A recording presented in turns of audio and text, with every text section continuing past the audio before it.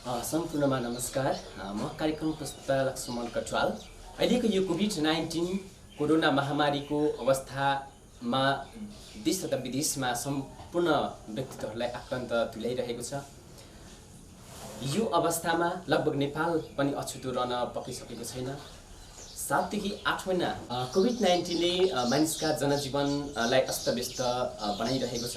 त्यसैगरी हामी बराक क्षेत्र नगरपालिकामा पनि यो कोरोना महामारीले आक्रान्त तुल्याएको अवस्थामा यहाँका मानिसहरूको जनजीवन के कस्तो अवस्थामा रहेको छ भन्ने विषयमा हामी बराक क्षेत्र नगरपालिकाका नगरपिता नगर प्रमुख श्री निलम खनाल ज्यूसित यहाँको यस नगरपालिकाका उपलब्धि र भावी योजनासँग सम्बन्धित रहेर हामी छोटो कुराकानी गर्न लागिरहेको छौँ। मलाई कार्यक्रममा प्राविधिक रूपमा साथ दिइराख्नु भएको छ खड्ग लिम्बुज्यू, त्यसै गरी प्रविध जस्मित चौधरीज्यूले मलाई साथ दिइराख्नु भएको छ।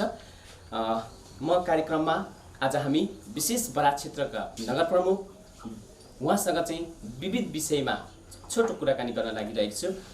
यहाँलाई कार्यक्रममा स्वागत गर्न चाहन्छु। धन्यवाद। आराम हुनुहुन्छ? आरामै छु त। यो विशेष गरेर बराक क्षेत्र नगरपालिकाको एउटा नगर प्रमुख, प्रथम नगर प्रमुख भएको लगभग 2-3 वर्ष बितिसकेको छ। तर पनि यो कोभिड-19ले बेनिकै काम गर्न बाधा र अवरोधहरू पक्कै पनि आएका छन्। आफ्नो सुरक्षा कसरी अपनाएर राख्नुहुन्छ? मैले एउटा दूरी कायम गरेर काम गर्ने गरेको छु। अनि सुरक्षित तरहले कसरी बाँच्नु, कोभिड-19 को सुरक्षा कवचहरूलाई अप्नाएको छु होइन। अनि मैले खानपिनलाई विशेष ध्यान दिएको छु अनि सरसफाइलाई ध्यान दिएको छु र यसरी नै बितिरहेको छ। अहिलेसम्म मलाई कोरोना पोजिटिभ देखिएको छैन। त्यसैगरी नगरवासीहरूलाई कोभिड-19बाट सुरक्षित रहनका लागि चाहिँ कस्ता कार्यक्रमहरू गरिरहेका छन्?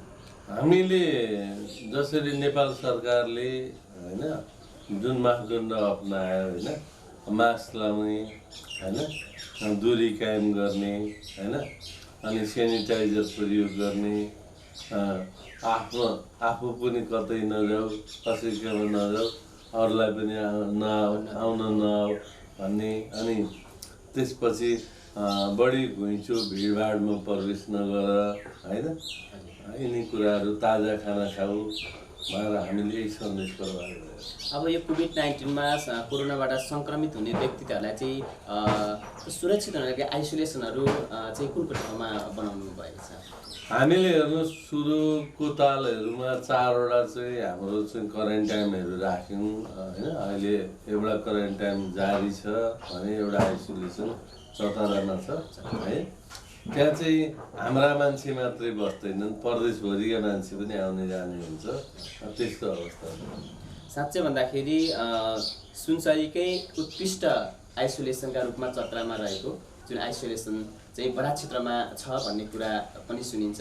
साथै त्यहाँका जुन आइसोलेसनमा रहने जति पनि सङ्क्रमित व्यक्तित्वहरू हुनुहुन्छ उहाँहरूको जनजीवन अथवा उहाँहरू चाहिँ सुरक्षित भएर फेरि राम्रो भएर घर फर्केको के कति त्यस्तो छ? हाम्रो आइसोलेसनमा, हामीले राखेको आइसोलेसनमा अहिलेसम्म कसैलाई भेन्टिलेटरमा पठाउनु परेको छैन होइन। र सुरक्षित तरहले उहाँहरू घर फर्किनु भएको छ होइन।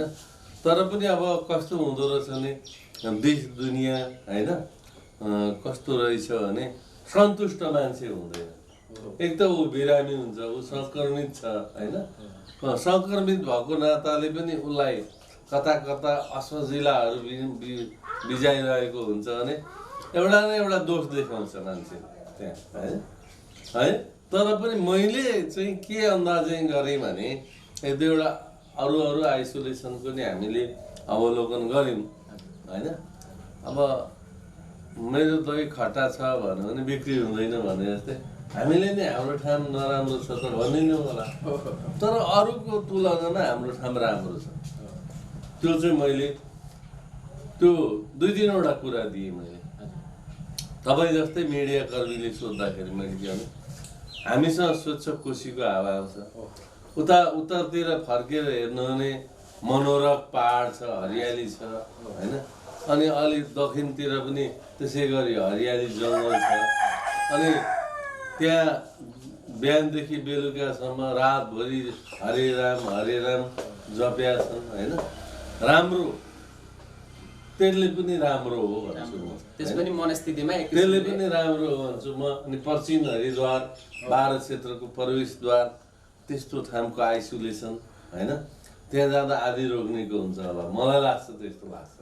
म त्यहाँ जाँदा त्यस्तो अनुभूति मलाई हुन्छ भने त्यहाँ रोगले पीडित भएर जानुभएका अथवा कोरोना पोजिटिभ भएर जानुभएका पहिलो स्टेजका साथीहरूले त्यसरी सम्झिनुभयो भने यो कोरोनासँग लड्ने औषधि त्यहाँ प्राप्त हुन्छ। मलाई त्यस्तो लाग्छ है। अहिले देशमा विशेष गरेर लकडाउन त अलिकति खुकुलो बनाएकै छ होइन। लकडाउन खुकुलो बनाइराख्दाखेरि अलिकति कोरोना पनि बढी सङ्क्रमित भएको हो कि भन्ने अन्दाज आइरहेको छ। तर यहाँ चाहिँ नगर्ने विशेष गरेर यो के व्यवसायहरूमा चाहिँ एउटा प्रतिबन्ध लगाइरहेको छ। हामीले प्रतिबन्ध चाहिँ एउटा स्कुल कलेजहरू विद्यालयहरूमा लगाएको अन्त खोल्या। किन खोल्या भन्नुहुन्छ भने सुनसरी जिल्लाका अन्य ठाउँहरूमा चाहिँ तपाईँ खुल्ला हुने 12 क्षेत्र नगरपालिकाका चाहिँ हाट बजार पसल चाहिँ हामीले टाइट गर्दाखेरि होइन यहाँका जनताले शास्ति पाए है। कसैको पसल मात्रै व्यवसायको आय स्रोत आम्दानी छ। कसैले आफूले उत्पादन गरेको चिज लगेर बिक्री गरेर अब यो चाडबाडको बिच छ नि होइन। मैले पालेको चाडा बोका पनि त्यहीँ लगेर बेच्नु छ र अन्न किनेर कपडा किनेर ल्याउनु छ होइन। अनि कसैले बोका बाख्रा छैनन्, तिनीहरूले त्यहाँबाट किनेर ल्याउनु छ। त्यसो हुँदा हाट बजार बन्द नगरौँ भन्ने हाम्रो कुरो हो। र 12वटा पालिकामा सिडी साहबको नेतृत्वमा मिटिङ बसेको थियो। हामीले हाट बजार बन्द नगरौँ, दूरी कायम गरौँ, आफ्नो सुरक्षा आफै अपनाऊ होइन। आफ्नो सुरक्षा आफै गरौँ, आफै अपनाऊ है। तर यो हाट बजार खोल्नुपर्छ, व्यवसायहरू खोल्नुपर्छ भन्ने निर्णय गरियो। र मनोरञ्जन गर्ने, भिड भड्का गर्ने, दसैँ तिहारमा ठुल्ठुला मेला आयोजना गर्ने, रोटेपिङ आयोजना गर्ने यस्ता त्यति कुरामा चाहिँ हामीले प्रतिबन्ध। यो पनि ठिकै हो होइन। अब यहाँ बराक क्षेत्र नगरको एउटा प्रथम प्रमुख भए पश्चात लगभग 2-3 वर्ष 3 वर्ष सकिएको छ। सुनसरीकै सबभन्दा ठुलो नगरपालिका पनि बराक क्षेत्र नगरपालिका नै हो होइन। त्यसको हिसाबले गर्दाखेरि यहाँको यो अवधिमा चाहिँ विशेष गरेर भएका उपलब्धि, महत्त्वपूर्ण उपलब्धिहरू, राम्रा कामहरू चाहिँ विशेष गरेर के भएका छन्? मैले त जम्मै राम्रा भन्छु होला कि। यो कुरो पब्लिकलाई सोध्नुपर्छ, नेतालाई पनि होइन। नेतालाई, एउटा पार्टीको नेतालाई अथवा हाम्रै पार्टीकालाई पनि सोध्नु हो भने उनीहरूले के भन्छन् भने हिजो टिकट नपाएका होइन, पार्टीले कारवाही गरेका, काम नभएका मान्छेहरूले केही पनि भएन भन्छ। तर यो कुरो पब्लिकलाई गएर सोध्नु भने उहाँहरूले केही त भयो होला, यो 3.5 वर्षको दौरानमा केही त भयो होला। एउटा उदाहरण म के दिन्छु भने हामीले 3-4वटा कुरालाई फोकस गरेका थियौँ। क्याम्पस हो, स्वास्थ्य, बाटोघाटो, हामी यही कुरा गऱ्यौँ। शिक्षा स्वास्थ्य र यातायातलाई हाम्रो पहिलो फोकस हो। 2टा मेरो कार्यकालमा यो 3 वर्षभित्र 2टा क्याम्पसहरूको भवन यही आर्थिक वर्षदेखि, यही शैक्षिक सत्रदेखि त्यहाँ विद्यार्थीहरू पढ्न जान्छन्। यो मेरो निम्ति सबैभन्दा ठुलो र गौरवको उपलब्धि हो भन्छु। किनभने मैले हिजो यहाँ क्याम्पस थिएन, हाई स्कुल थिएन, त्यतिखेर धरान जानु पर्थ्यो कि इटरी जानु पर्थ्यो कि यिनीहरू कि विराटनगर जानु पर्थ्यो। अनि मध्यम वर्गका हामी जस्ता किसानका छोराले त्यहाँ जानलाई धेरै चिज सोच्नु पर्थ्यो बाबाहरू। त्यसो हुँदाखेरि अर्को कुरो, हाम्रो क्षेत्र कोशी बाढी पीडित, सुकुम्बासी समस्या पिरोलिएको क्षेत्रमा यहीँ क्याम्पस भएपछि यहीँको ढिँडो रोटो खाएर पढ्न पाएँ भन्ने मलाई लाग्छ, घरकै ढिँडो रोटो खाएर। अर्को कुरो यही कार्यकालमा, मेरै कार्यकालमा दुईवटा प्राविधिक शिक्षा भित्रिएका छन्, एउटा बाली विज्ञान र एउटा पशु विज्ञान। यो पनि उपलब्धि हो भन्ने मलाई लाग्छ। र महाराष्ट्र नगरपालिकामा 71वटा चेक हुन्छ अहिले त्यहाँ हस्पिटलमा। नोभल कोरोना एक नयाँ प्रजातिको भाइरस हो। यस भाइरसको संक्रमणले सामान्य रुगाखोकीदेखि गम्भीर प्रकारको श्वास प्रश्वास सम्बन्धी समस्या गराउन सक्दछ। नोभल कोरोना भाइरस संक्रमणका मुख्य लक्षणहरू 100.4 डिग्री फरेनहाइट भन्दा माथि ज्वरो आउने, सास फेर्न गाह्रो हुने, रुघा र खोकी लाग्ने। तर नआत्तिनुहोस्, नोभल कोरोना भाइरसको संक्रमणबाट आफू बच्न र अरूलाई बचाउन यी उपायहरू अपनाउनुहोस्। नियमित रूपमा साबुन पानीले हात धुने, खोक्दा र हाच्छिउँ गर्दा नाक र मुख छोप्ने, ज्वरो सहित रुघाखोकीको लक्षण देखिएमा स्वास्थ्यकर्मीसँग परामर्श लिने, रुघा खोकीको लक्षण भएका व्यक्तिबाट टाढा बस्ने, जङ्गली तथा घरपालुवा पशुपन्छीसँगको असुरक्षित सम्पर्कबाट टाढा रहने, माछा, मासु तथा अन्डा राम्रोसँग पकाएर मात्र खाने। 71वटा चेक हुन्छ, 3वटा एमडी डाक्टरहरू छन्, एमबिबिएस 3वटा छन्, त्यसै गरी एचएहरू छन्, अनमी छन्, नर्सहरू छन्। त्यो हामी निर्वाचन भएर आएपछि पश्चातको यो उपलब्धि नै हो भन्ने मलाई लाग्छ। अर्को कुरो तपाईँ यहीँको बासिन्दा भएको हुँदा यहाँका बाटाघाटा हेर्नुभएको होला। हामीले एउटा टोलदेखि अर्को टोल जोड्ने, एउटा वडादेखि अर्को वडा जोड्ने, एउटा पालिकादेखि अर्को पालिका जोड्ने, त्यस्ता बाटाघाटा निर्माण गरेका छौँ।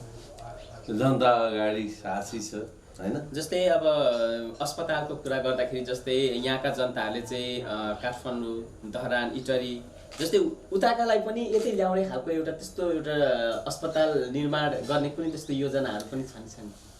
कल्पना गर्नुपर्छ भन्छु म हैन। सपना नेताले देख्नुपर्छ, नेतृत्वले देख्नुपर्छ भन्छु म। तर प्राविधिक रूपमा गर्दै जाँदाखेरि अस्पताल भन्ने शब्द सजिलै भन्छौँ नि, त गर्न गाह्रो रहेछ। अहिले हामीले त्यहाँ 26-27 जना चाहिँ त्यो प्राविधिक चिकित्सकहरू हुन्छ। उहाँहरूलाई तलब खुवाउन पनि हामीलाई धौधौ छ। तपाईँ सोच्नुहोस्, विराटनगरको भन्दा भिडियो एक्सरे सस्तो छ, धरानको भन्दा भिडियो एक्सरे सस्तो छ, टिकट दर सस्तो छ हैन। अनि हामीले त्यसो भएको हुँदाखेरि यसलाई कसरी टिकाएर लाने, कसरी गर्ने, यो बडा अप्ठ्यारो हुँदो रहेछ। हाम्रोमा अपरेसन बाहेक हाम्रोमा अरू सबै चेक हुन्छ। र तपाईँले भने जस्तै मेरो सोचाइ के छ भने धरान विराटनगरको जत्तिकै सबै प्रकारको चेक गर्ने ल्याब, एउटा उच्च स्तरीय ल्याब चाहिँ निर्माण गर्ने, त्यो मेरै कार्यकालमा निर्माण होस् भनेर म विभिन्न दाताहरूसँग, सामाजिक व्यक्तित्वहरूसँग हात पछारिरहेको छु। र तपाईँकै मिडिया मार्फत पनि म त्यस्ता जो यो भोलिका दिनमा यो समाजबाट हामी अन्त्य हुन्छौँ तर उनीहरूको कीर्तिहरू, उनीहरूको नामहरू रहिरहन्छ, त्यस्ता दाताहरूलाई मैले गरिरहेको छु, आह्वान गरिरहेको छु। सहयोगी हातहरूसँग अङ्कमाल गर्न म आतुर भइरहेको छु। मैले त्यस्तै अनुरोध गरिरहेको छु। आदरणीय दर्शक महानुभावहरू, हामी बडाक्षेत्र नगरपालिकाका नगर प्रमुख श्री निलम खनालज्यूसँग बडाक्षेत्रको उपलब्धि र भावी योजनासँग सम्बन्धित कुराकानी गरिरहेको छु। फेरि पनि यहाँलाई म एउटा क्वेसन जोड्न चाहेँ। विशेष गरेर नगर प्रमुख भएपछि सबै वडाध्यक्ष, यहाँका बुद्धिजीवी व्यक्तित्वहरूसँग, पार्टी अध्यक्ष, प्रतिपक्षका दलहरूसँग एउटा कुनै न कुनै सहकार्य त पक्कै पनि गरे जानै पर्ने हुन्छ हैन। कहिलेकाहीँ सोचे भन्दा बेग्लै किसिमको परिस्थिति पनि आइदिन सक्छ। त्यस्तो यहाँको जुन नगर योजनामा त्यस्ता कुनै विरोधात्मक परिस्थितिहरू झेल्नु परेको अवस्था छ? अब चुनाव लडेर गयो मान्छेसँग कहिले कहिले ठ्याकठुक त हुन्छ। तर मलाई के लाग्छ भने अहिलेसम्म मैले गरेका निर्णयमा पक्ष र विपक्ष भएर निर्णय गरेका छैन होइन। अनि प्रजातन्त्रमा मान्छेले आफ्ना अभिमत व्यक्त गर्न पाउनुपर्छ भनेर लडेर आयो हुँदा मैले त्यसैलाई सङ्घर्षको सिरोपर गरेर आएको हुँदा पक्ष प्रतिपक्षहरूका आवाजहरूलाई पनि सम्बोधन गर्नुपर्छ भन्छु म होइन। जायज आवाज है, म नाजायज आवाज हाम्रै पार्टीभित्रको पनि गर्नुपर्छ भन्ने पक्षमा छैन, स्वार्थका पक्षले निर्णय गर्नु हुँदैन भन्ने पक्षमा छु म। र मैले देखेको अहिलेसम्मको यो 3.5 वर्षको कार्यकाल मैले पुरा गर्दैछु। यो 3.5 वर्षको कार्यकालमा मैले कहिले पनि कार्यपालिकाको बैठकमा बहुमत र अल्पमतको निर्णय गरिनँ। विशेष हुन्छ होइन, सभामा गएँ होइन, सभामा पनि डिस्कस हुन्छ, तर कहाँ कता नोटबल्टु खुसिए जस्तै कहाँ कता ठोकठाक गरेर, ठोकठाकको मतलब के भने मिलाउनु होइन। काहीँ हाम्रा पनि कमी कमजोरी, सबैका कमी कमजोरी पनि हुन सक्छन्। राम्रालाई राम्रो बनाउने, नराम्रालाई झन् राम्रो बनाउने ढङ्गले गयो र अहिलेसम्म हाम्रो चाहिँ बहुमत अल्पमतको निर्णय छैन। साँच्चै नै यहाँ जस्तो एउटा शालीन व्यक्तित्व, सुविचार व्यक्तित्व, जुन एउटा गाउँ समाज र राष्ट्रको उन्नति र प्रगति चाहने एउटा देशभक्ति तथा मानवतावादी सोचका धनी व्यक्तित्व हुनुहुन्छ। साँच्चै यो बराक क्षेत्र, समृद्ध बराक क्षेत्र र खुसी बराक क्षेत्रवासीका लागि विशेष गरेर यो भावी योजना के कस्ता रहेका छन्? मैले के देखेको भने नि, मुस्कान सहितको 12 क्षेत्र होइन, अनि फुलै फुलको 12 क्षेत्र है, अनि धार्मिक होइन, पुरातात्विक है, अनि शिक्षा स्वास्थ्यले भरिपूर्ण 12 क्षेत्र है, अनि सबैलाई खाना लाउन पुग्ने 12 क्षेत्र। त्यस्तोको कल्पना हुँदैन, मैले त्यो कल्पना गरेँ। र अबको दिनमा 12 क्षेत्रले अझै पनि हामीले बाटाघाटालाई पहिलो प्राथमिकता राख्नै पर्छ। बाटोघाटो भएन भने एक ठाउँबाट अर्को ठाउँमा पुग्दैन, व्यापार व्यवसाय फस्टाएन भने पैसा आउँदैन, आम्दानी हुँदैन है। र 12 क्षेत्रलाई बनाउने भने 3-4 कुराको अभाव छ अहिले। 12 क्षेत्र धार्मिक पर्यटक रूपमा चाहिँ विश्वमै चिनिएको 12 क्षेत्र हो होइन। हामीले कुम्भ र अर्धकुम्भ लगाएर नेपाल तथा विदेशमा रहेका हिन्दू धर्मावलम्बीलाई आकर्षित गरिसकेका छौँ। तर त्यो आकर्षण सँगसँगै हामीसँग त्यस्ता राम्रा होटेल रेस्टुरेन्टहरू छैन है। अनि त्यस्ता होटेल रेस्टुरेन्टहरू बनाउनको निम्ति हामीले उद्योगी व्यापारीहरूलाई आह्वान गर्नुपर्छ। त्यसै गरी ब्यारेजदेखि चाहिँ तपाईँको दोलाल घाटसम्म जानलाई चाहिँ कोशी नदीलाई सफा राखेर जल यातायातलाई खोल्नुपर्छ। त्यसमा 12 क्षेत्र लाग्नुपर्छ। त्यो लागिसकेपछि 12 क्षेत्रमा मान्छे इन्डियन पर्यटक यति आउँछन् है, त्यो तपाईँ र मैले कल्पना गरे भन्दा पनि ज्यादा मान्छेको प्रवेश हुन्छ। अनि हामीले भेजिटेबल र नन भेजिटेबल खालका होटेलहरू रेस्टुरेन्टहरू खोल्नुपर्छ है। यो हो भने 12 क्षेत्र अगाडि बढ्छ। र अघि मैले भने तपाईँलाई सुन्दर 12 क्षेत्र बनाउनलाई यो सबै म 12 क्षेत्र निवासी दाजुभाइ दिदीबहिनी बाटाका दुवैतिर फुल रोप्नुपर्छ। फुलै फुलको 12 क्षेत्र बनाउन सक्यो भने मलाई लाग्छ 12 क्षेत्र एकछिन नफसी कोही पनि जाँदैन। हाम्रा सम्भावना नि छ।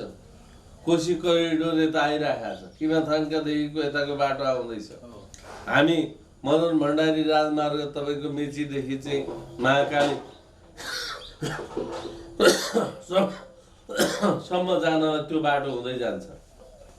अहिले तपाईँको काठमाडौँ जानलाई कुर्कोट हुँदै जाने चाहिँ पुल बनिसकेको छ, बाटाहरू निर्माण भइरहेको छ। अनि हामीले भित्रका बाटाहरू पनि सुन्दर बाटाहरू बनाउँदैछौँ भने त्यो फुलै फुल बनाइदिनु, रोपिदिनु त। तपाईँको गाउँपालिका, तपाईँको नगरपालिका, तपाईँको वडा कार्यालय हेर्न को मान्छे आउँदो रहन्छ? पक्कै पनि। मैले यस्तो सोचेको छु, मेरो सोचसँग नमिल्दा पनि होला केही कुरा त्यस्ता छन् भने त्यसलाई पनि सुधारौँ र तपाईँहरू जस्ता सञ्चारकर्मीले हरेक पार्टीका नेताहरूसँग, हरेक विषयवस्तुसँग सम्बन्धित मान्छेहरूसँग यी कुराहरू राख्नु पर्यो। के हुन्छ यसो गर्दा? अब हामीले नगरपालिकाले रोपिदिएको बिरुवा उखेलेर फ्यालिदिन्छ नि, त्यसलाई सुरक्षा गर्ने मात्रै हो भने हामी जम्मै वडामा टोलमा बिरुवा रोपिदिन्थ्यौँ। आखिर विश्वमा आज पर्यावरणको लडाइँ लडिरहेका बेला पर्यावरण संरक्षण गर्न विभिन्न जातिका बिरुवाहरू रोपेर यसलाई सुन्दर बनाउन पाएदेखि कति राम्रो हुन्थ्यो भन्ने मलाई लाग्छ। आदरणीय दर्शकमानहरू, हामी कार्यक्रमको अन्तिम क्षणमा छौँ। हामी बराक क्षेत्र नगरपिता निलम खनालज्यूसँग चाहिँ कुराकानी गरिरहेका छौँ। साँच्चै यहाँको कार्यकालमै साँच्चै यहाँका बराक क्षेत्रवासीहरूले चाहिँ खुसीको मुहार फेर्न पाउनेमा यहाँको ढुक्क हुनुहुन्छ? मलाई अब साथ र सहयोगको आवश्यकता छ, होइन? नभए मैले के पनि भनेको थिएँ भने निर्वाचन जितेको पछि शपथ ग्रहणको पहिलो दिन यो विजय नेपाली जनताको विजय हो। नगर प्रमुख निलम खनालको ठाउँमा अर्को पनि हुन्छ भोलि, होइन? तर संविधान मान्ने र नमान्ने बिचको लडाइँ थियो, त्यसको विजय भएको हो। त्यसै गरी सुन्दर बाह्र क्षेत्र बनाउनको निम्ति म सबै विचारहरूसँग, सबै राजनीतिक पार्टीहरूसँग, सबै पेसा व्यवसाय तह तबकामा आबद्ध हुनुभएका नगरवासीसँग म हातेमालो गर्न तयार छु। किनभने सुन्दर बाह्र क्षेत्र बनाउन अनि यो प्रकृतिले दिएको रमणीय बाह्र क्षेत्र बनाउनको निम्ति हाम्रा आफ्ना अप्ठ्याराहरू, कमी कमजोरीहरू, होइन, अनि हामीले गर्न नसकेका, गर्न चाहँदै पुरा हुन नसकेका ती लडाइँका मुद्दाहरू भोलिको निर्वाचनमा जनताले फैसला गर्ने, होइन? तर अब अहिले बनाउन चाहिँ हामी जम्मै मिलेर बनाउँ भन्ने मेरो चाहना हो र समृद्धि त्यतिखेर पुग्छ जब हामी सबैको साथ सहयोग र त्यो आन्दोलनमा हामी लाग्नु पर्यो। हामीले त्यो पुरा गर्छौँ, तब मात्र यहाँका जनताहरूको पनि मुहार फेरिन सक्छ भन्ने ढुक्क हुन्छ। अब हामी जाँदै विशेष गरेर यो अहिले नववर्ष 2077 सालको बडा दसैँ तथा दीपावली, छठ पर्व लगायतका चाडपर्वहरू पनि आइरहेका छन्। त्यसमा फेरि हामीलाई कोभिड-19ले पनि त्यति नै प्रभाव पनि पारि नै रहेको छ, होइन? जाँदै यहाँका नगरवासीहरूलाई चाहिँ अन्तिममा शुभकामना सहित सुरक्षित रहनका लागि एउटा कुनै सन्देश के दिन चाहनुहुन्छ? म बाह्र क्षेत्र निवासी सम्पूर्ण पेसा व्यवसायमा आबद्ध हुनुभएका आदरणीय आमा बुवा, दिदी बहिनी, दाजुभाइ र विविध पेसामा आबद्ध हुनुभएका बाह्र क्षेत्र निवासी स्वदेश तथा विदेशमा रहनुभएकालाई यो कोभिड-19 को विरुद्ध लड्ने प्रेरणा दुर्गा भवानीको प्रसादले मिल्नेछ भन्ने मैले आशा गरेको छु र हामीले हिजोको जस्तो तडक भडक रूपमा हाम्रा चाडपर्व नबनाऊ, दूरी कायम गरौँ अनि हाट बजार मेलाहरूमा जाँदा सतर्कता अपनाऊ, है?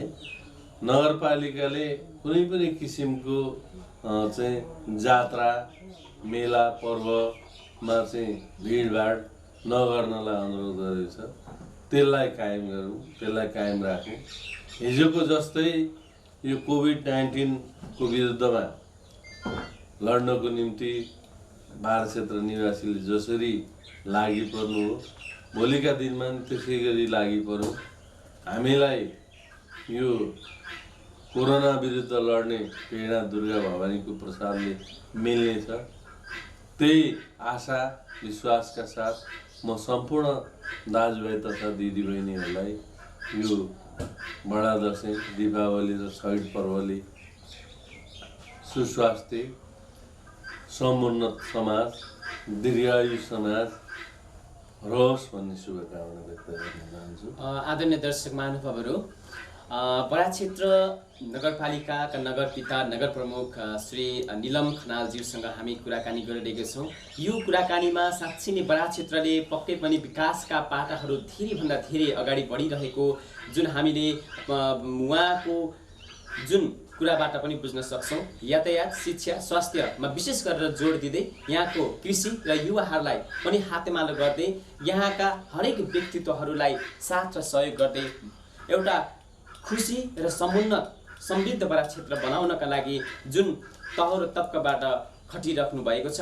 साँच्चै अबको भावी योजनामा पनि यो कोभिड-19 अझ राम्रो बन्दी गइदिएमा जुन नगरले सोचेको यो जुन बनाएको योजना छ त्यो योजना अनुरूप जाने हो भने साँच्चै अबको 2-3 वर्षमा हामीले विभिन्न ठाउँबाट देश र विदेशबाट यहाँ चाहिँ धार्मिक क्षेत्र, यहाँको प्राकृतिक सुन्दरतामा अवलोकन गर्ने व्यक्तिहरूलाई पनि हामी भित्राउन सक्ने खालको एउटा वातावरण सिर्जना गर्ने कुरा जुन हामी नगरपिता निलम प्रमुखज्यूबाट हामीले सुनिरहिसकेका छौँ।